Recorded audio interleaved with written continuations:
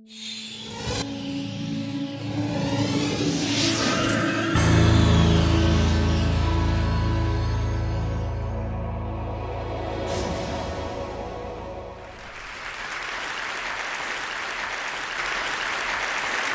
you. I have to tell you, I'm both challenged and excited. My excitement is I get a chance to give something back. My challenge is the shortest seminar I usually do is 50 hours. And I'm not exaggerating. I do weekends, and what I do more than that, obviously, coach people, but I'm into immersion, because how'd you learn language? You didn't learn it by just learning principles. You got in it, and you did it so often that it became real. And the bottom line of why I'm here, besides being a crazy mofo, is that I'm really in a position, I'm not here to motivate you, obviously, you don't need that. And a lot of times that's what people think I do, and it's the furthest thing from it. What happens though is people say to me, well, I don't need any motivation. And I say, well, that's interesting, that's not what I do. I'm the why guy. I don't know why you do what you do. What is your motive for action? What is it that drives you in your life today, not 10 years ago, or are you running the same pattern? Because I believe that the invisible force of internal drive activated is the most important thing in the world. I'm here because I believe emotion is the force of life. All of us here have great minds. You know, most of us here have great minds, right? I don't know if I'm in the category, but we all know how to think. And with our minds, we can rationalize anything, we can make anything happen. We can, I agree with what was described a few days ago about this idea that people work in their self-interest, but we all know that that's bullshit at times. You don't work in your self-interest all the time. Because when emotion comes into it, the wiring changes in the way it functions. And so it's wonderful for us to think intellectually about how the life of the world is, and especially those who are very smart. We can play this game in our head, but I really want to know what's driving you. And what I'd like to maybe invite you to do by the end of this talk is explore where you are today for two reasons. One, so that you can contribute more. And two, so that hopefully we can not just understand other people more, but maybe appreciate them more and create the kinds of connections that can stop some of the challenges that we face in our society today. They're only going to get magnified by the very technology that's connecting us, because it's making us intersect. And that intersection doesn't always create the view of everybody now understands everybody and everybody appreciates everybody. So I've had an obsession basically for 30 years. And that obsession has been what makes the difference in the quality of people's lives? What makes a difference in their performance? Because that's what I got hired to do. I got to produce the result now. That's what I've done for 30 years. I get the phone call when the athlete is burning down on national television and they were ahead by 5 strokes and now they can't get back on the course. And I got to do something right now to get the result or nothing matters. I get the phone call when the child is going to commit suicide, and I got to do something right now. And in 29 years, I'm very grateful to tell you I've never lost one in 29 years. It doesn't mean I won't someday, but I haven't done it. And the reason is an understanding of these human needs that I want to talk to you about. So when I get those calls about performance, that's one thing, like how do you make a change? But also, I'm looking to see what is it that's shaping that person's ability to contribute, to do something beyond themselves. So maybe the real question is, you know, I look at life and say there's 2 master lessons. One is there's the science of achievement, which almost everyone in this room has mastered to an amazing extent. That's how do you take the invisible and make it visible, right? How do you take what you dream about and make it happen? Whether it be your business, your contribution to society, money, whatever it is for you, your body, your family. But the other lesson of life that is rarely mastered is the art of fulfillment. Because science is easy, right? We know the rules, you write the code, you follow those, and you get the result. Once you know the game, you just, you up the ante, don't you? But when it comes to fulfillment, that's an art. And the reason is it's about appreciation and it's about contribution. You can only feel so much by yourself. So I've had an interesting laboratory to try to answer the question of the real question, which is what's the difference in somebody's life if you look at somebody like those people that you've given everything to, like all the resources they say they need. You gave them not a $100 computer, you gave them the best computer. You gave them love, you gave them joy, you were there to comfort them. And those people very often, and you know some of them I'm sure, end up the rest of their life with all this love, education, money, and background, spending their life going in and out of rehab. And then you meet people that have been through ultimate pain, psychologically, sexually, spiritually, emotionally abused, and not always, but often they become some of the people that contribute the most to society. So the question we got to ask ourselves really is, what is it? What is it that shapes us? And we live in a therapy culture. Most of us don't do that, but the culture is a therapy culture. And what I mean by that is the mindset that we are our past. And everybody in this room, you wouldn't be in this room if you bought that theory, but most of society thinks biography is destiny. The past equals the future. And of course it does if you live there. But what people in this room know, and what we have to remind ourselves though, because you can know something intellectually, you can know what to do and then not use it, not apply it. So really what we got to remind ourselves is decision is the ultimate power. That's what it really is. Now, when you ask people, Have you failed to achieve something? How many have ever failed to achieve something significant in your life? Say aye. Thanks for the interaction on a high level there. But if you ask people, why didn't you achieve something? Somebody who's working for you, or a partner, or even yourself, and you failed to achieve a goal, what's the reason people say they failed to achieve? What do they tell you? Didn't know enough, didn't have the knowledge, didn't have the money, didn't have the time, didn't have the technology, I didn't have the right manager. Didn't have the Supreme Court.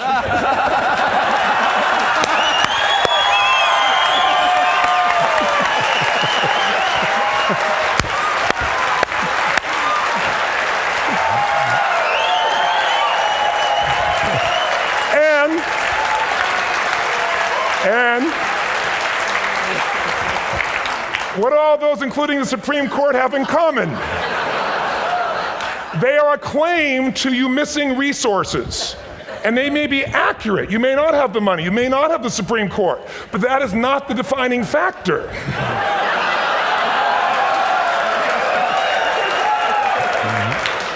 And you correct me if I'm wrong. The defining factor is never resources, it's resourcefulness. And what I mean specifically, rather than just some phrase, is if you have emotion, human emotion, something that I experienced from you day before yesterday at a level that is as profound as I've ever experienced, and if you'd communicated with that emotion, I believe you would have beat his ass and won.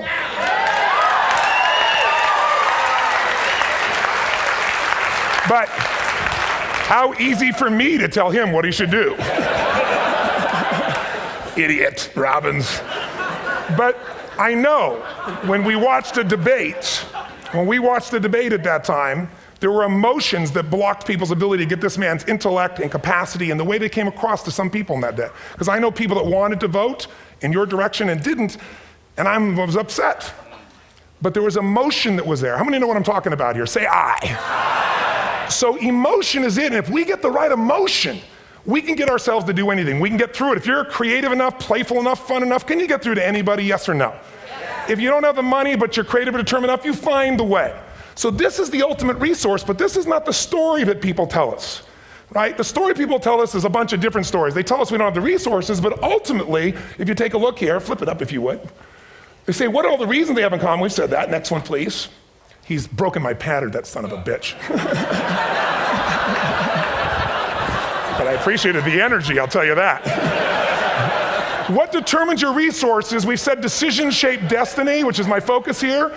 If decisions shape destiny, what determines it is 3 decisions. What are you going to focus on? Right now, you have to decide what you're going to focus on. In this second, consciously or unconsciously, the minute you decide to focus on something, you've got to give it a meaning. And whatever that meaning is produces emotion. Is this the end or the beginning? Is God punishing me or rewarding me, or is this the roll of the dice? And emotion then creates what we're going to do, or the action. So think about your own life, the decisions that have shaped your destiny. And that sounds really heavy, but in the last 5 or 10 years, 15 years, haven't there been some decisions you've made that if you made a different decision, your life would be completely different? How many can think of one, honestly? Better or worse? Say aye. So the bottom line is maybe it was where to go to work and you met the love of your life there. Maybe it was a career decision. I know the Google geniuses I saw here. I understand that their decision was to sell their technology at first. What if they made that decision versus to build their own culture? How would the world be different? How would their lives be different? Their impact. The history of our world is these decisions. When a woman stands up and says, no, I won't go to the back of the bus, she didn't just affect her life. That decision shaped our culture. Or someone standing in front of a tank. Or being in a position like Lance Armstrong and someone says to you, you got testicular cancer. That's pretty tough for any male, especially if you ride a bike. Right? You got it in your brain, you got it in your lungs. But what was his decision of what to focus on?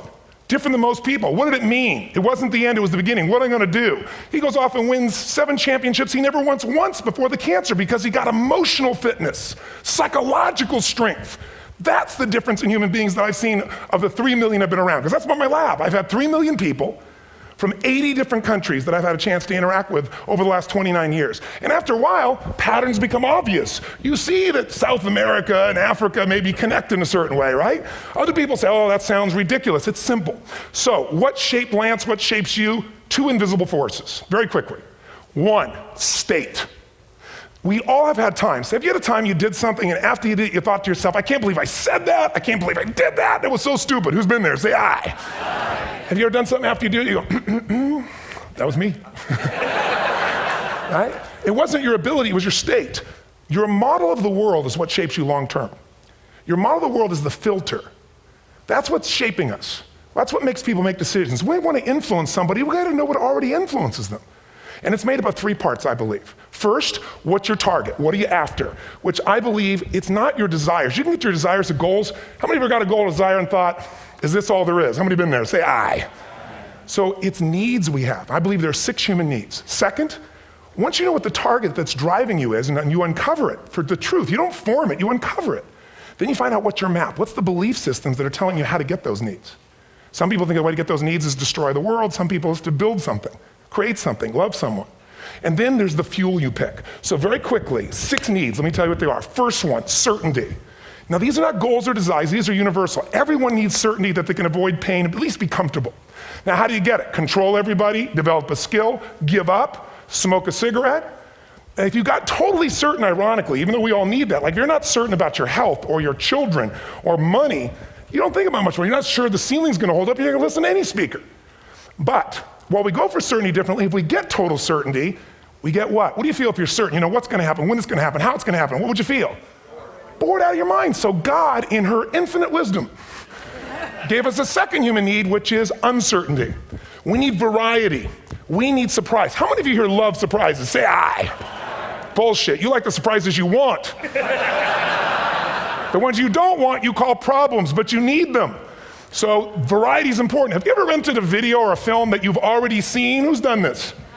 Get a fucking life. Right? Why are you doing it? You're certain it's good because you read it before, saw it before, but you're hoping it's been long enough you've forgotten enough there's variety. Third human need, critical, significance. We all need to feel important, special, unique. You can get it by making more money. You can do it by being more spiritual. You can do it by getting yourself in a situation where you put more tattoos and earrings in places humans don't want to know. Whatever it takes. The fastest way to do this, if you have no background, no culture, and no belief in resources or resourcefulness, is violence. If I put a gun to your head and I live in the hood, instantly I'm significant. 0 to 10, how high? 10. How certain am I you're going to respond to me? 10. How much uncertainty? Who knows what's going to happen next? Kind of exciting, like climbing up into a cave and doing that stuff all the way down there. Total variety and uncertainty. And it's significant, isn't it? So you're willing to risk your life for it. So that's why violence has always been around and will be around unless we have a consciousness change as a species. Now you can get significance a million ways, but to be significant, you got to be unique and different. Here's what we really need. Connection and love, fourth need. We all want it. Most people settle for connection because love's too scary. Don't want to get hurt. Who here has ever been hurt in an intimate relationship? Say aye. If you don't raise your hand, you'll have had other shit too, come on. And you're going to get hurt again. Aren't you glad you came to this positive visit? But here's what's true, we need it. We can do it through intimacy, through friendship, through prayer, through walking in nature. If nothing else works for you, get a dog. Don't get a cat, get a dog, because if you leave for 2 minutes, it's like you've been gone for 6 months when you show back up again 5 minutes later, right? Now these first 4 needs, every human finds a way to meet. Even if you lie to yourself, even if you have split personalities. But the last 2 needs, the first 4 needs are called the needs of the personality, is what I call it. The last 2 are the needs of the spirit.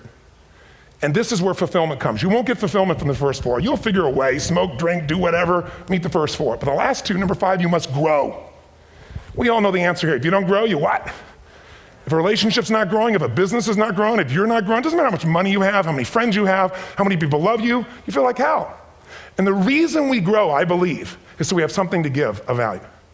Because the 6th need is to contribute beyond ourselves. Because we all know, corny as it sounds, the secret to living is giving. We all know life's not about me, it's about we. This culture knows that, this room knows that. And it's exciting. When you see Nicholas up here talking about his $100 computer, the most passionate, exciting thing is here's a genius, but he's got a calling now. You can feel the difference in him, and it's beautiful. And that calling can touch other people. In my own life, my life was touched because when I was 11 years old, Thanksgiving, no money, no food, and we're not gonna starve, but my father was totally messed up. My mom was letting him know how bad he messed up. And somebody came to the door and delivered food. My father made 3 decisions. I know what they were briefly. His focus was, this is charity. What does it mean? I'm worthless. What do I gotta do? Leave my family, which he did. The time, one of the most painful experiences of life. My 3 decisions gave me a different path. I said, focus on, there's food, what a concept, you know? Second, but this is what changed my life. This is what shaped me as a human being. Somebody's gift, I don't even know who it is. I thought, my father always said, no one gives a shit. And all of a sudden, somebody I don't know, they're not asking for it, this is giving our family food, looking out for us. It made me believe this. What does it mean? That strangers care. And what that made me decide is if strangers care about me and my family, I care about them. What am I gonna do? I'm gonna do something to make a difference. So when I was 17, I went out one day on Thanksgiving. It was my target for years, have enough money to feed 2 families. Most fun thing I ever did in my life, most moving. Then next year I did 4, and I didn't tell anybody what I was doing. Next year, 8. I wasn't doing it for brownie points, but after 8, I thought, shit, I could use some help. So sure enough, I went out, and what did I do? I got my friends involved, and I grew companies, and then I got 11 companies, and I built the foundation. Now, 18 years later, I'm proud to tell you, last year we fed 2 million people in 35 countries through our foundation, all during the holidays, Thanksgiving, Christmas, in all the different countries around the world. It's been fantastic. Thank you. So I don't tell you that to brag, I tell you because I'm proud of human beings because they get excited to contribute once they've had the chance to experience it, not talk about it. So finally, I'm about out of time, the target that shapes you, here's what's different about people. We have the same needs, but are you a certainty freak? Is that what you value most, or uncertainty? This man here couldn't be a certainty freak if he climbed through those caves. Are you driven by significance or love? We all need all 6, but whatever your lead system is tilts you in a different direction. And as you move in a direction, you have a destination or destiny. The second piece is the map. Think of that as the operating system tells you how to get there. And some people's map is, I'm gonna save lives even if I die for other people, and they're a fireman. Somebody else says, I'm gonna kill people to do it. They're trying to meet the same needs of significance, right? They want to honor God or honor their family, but they have a different map. And there are 7 different beliefs. I can't go through them because I'm done. The last piece is emotion. I say one of the parts of the map is like time. Some people's idea of a long time is 100 years. Somebody else says is 3 seconds, which is what I have.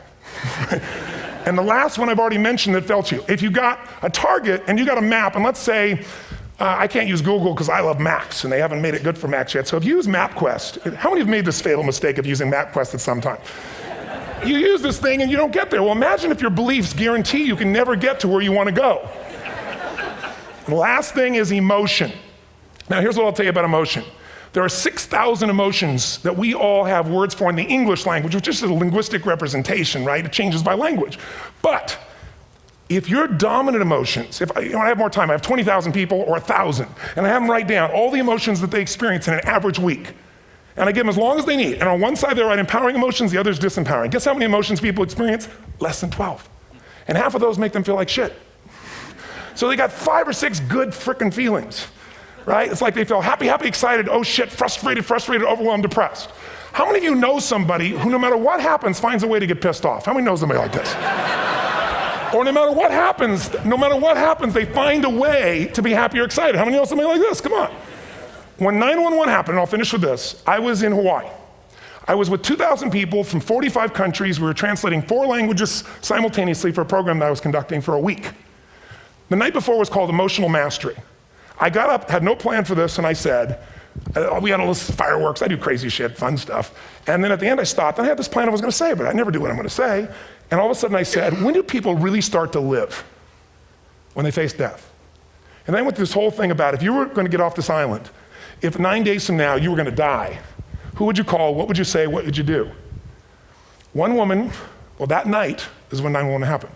One woman had come to the seminar, and when she came there, her previous boyfriend had been kidnapped and murdered. Her friend, or her new boyfriend, wanted to marry her, and she said no. He said, if you leave and go to that Hawaii thing, it's over with us. She said it's over. When I finished that night, she called him and left a message, true story, at the top of the World Trade Center where he worked, saying, honey, I love you. I just want you to know, I want to marry you. It was stupid of me. She was asleep, because it was 3 a.m. for us, when he called her back from the top and said, honey, I can't tell you what this means. He said, I don't know how to tell you this, but you give me the greatest gift because I'm going to die. And she played the recording for us in the room. She was on Larry King later. And he said, you're probably wondering how on earth this could happen to you twice. And he said, all I can say to you is, this must be God's message to you, honey. From now on, every day, give your all, love your all. Don't let anything ever stop you. She finishes, and a man stands up and he says, I'm from Pakistan, I'm a Muslim. I'd love to hold your hand and say I'm sorry, but frankly, this is retribution. I can't tell you the rest because I'm out of time.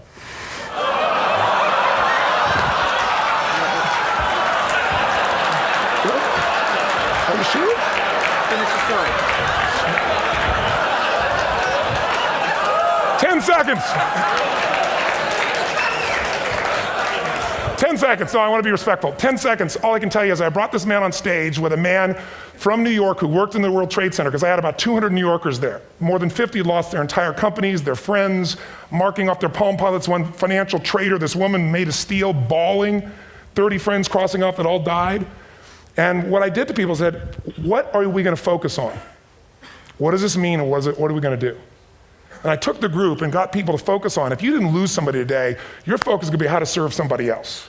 There are people, the woman got up and she was so angry and screaming and yelling. And she wasn't from New York, she's not an American, she doesn't know anybody here. I said, you always get angry. She said, yes. Guilty people got guilty, sad people got sad. And I took these two men and did what I call an indirect negotiation. Jewish man with family in the occupied territories, from New York, who would have died if he was at work that day. And this man who wanted to be a terrorist, and made it very clear. And the integration that happened is on a film, which I'll be happy to send you, so you can really see what actually happened instead of my verbalization of it. But the two of them not only came together and changed their beliefs and models of the world, but they've worked together to bring, for almost 4 years now, to various mosques and synagogues, the idea of how to create peace. And he wrote a book, which is called My Jihad, My Way of Peace. So transformation can happen. So my invitation to you is this. Explore your web, the web in here. The needs, the beliefs, the emotions that are controlling you, for 2 reasons. So there's more of you to give. Achieve too, we all want to do it, but I mean give, because that's what's going to fill you up. And secondly, so you can appreciate, not just understand, that's intellectual, that's mind, but appreciate what's driving other people. It's the only way our world's going to change. God bless you, thank you, I hope this will serve. Tony Robbins.